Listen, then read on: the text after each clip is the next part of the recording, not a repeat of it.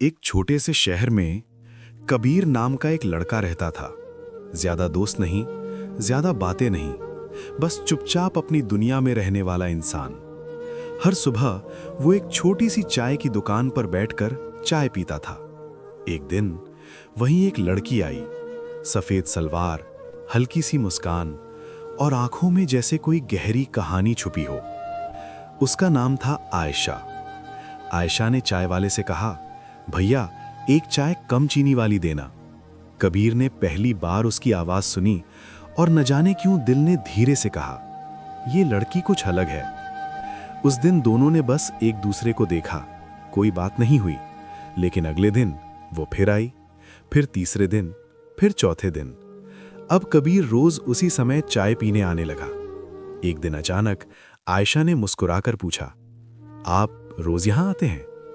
कबीर थोड़ा झेंप गया और बोला, पहले नहीं आता था, लेकिन अब लगता है चाय यहां अच्छी मिलने लगी है। आयशा हल्के से हंस पड़ी। उस दिन से दोनों की बातें शुरू हो गईं। कभी सपनों की बातें, कभी बचपन की यादें, कभी जिंदगी की सच्चाइयां। धीरे धीरे दोनों को एहसास होने लगा कि ये मुलाकातें सिर्फ चाय तक सीमित नहीं। एक दिन आयशा ने पूछा, कबीर, अगर एक दिन मैं अचानक आपकी जिंदगी से चली जाऊं तो आपको फर्क पड़ेगा? कबीर कुछ देर चुप रहा, फिर बोला, सच कहूं तो जिंदगी तो चलती रहेगी, लेकिन दिल शायद वहीं रुक जाएगा जहां तुम आखिरी बार मिली थी। ये सुनकर आयशा की आंखें भर आईं। उस दिन उसने कुछ नहीं कहा, बस चुपचाप चली गई और फिर वो कभी वापस नहीं आई।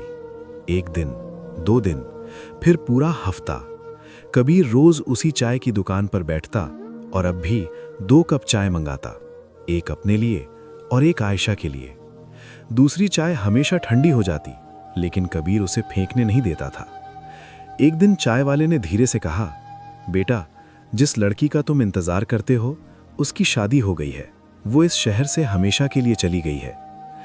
कबीर कुछ पल चुप रहा, फिर उसने धीरे से ठंडी चाय का कप हाथ में लिया और मुस्कुराते हुए कहा, कुछ लोग जिंदगी में थोड़ी देर के लिए आते हैं, लेकिन दिल में हमेशा के लिए रह जाते हैं। उस दिन के बाद कबीर ने 2 कप चाय मंगाना छोड़ दिया, लेकिन आज भी उस चाय की दुकान पर एक कुर्सी हमेशा खाली रहती है।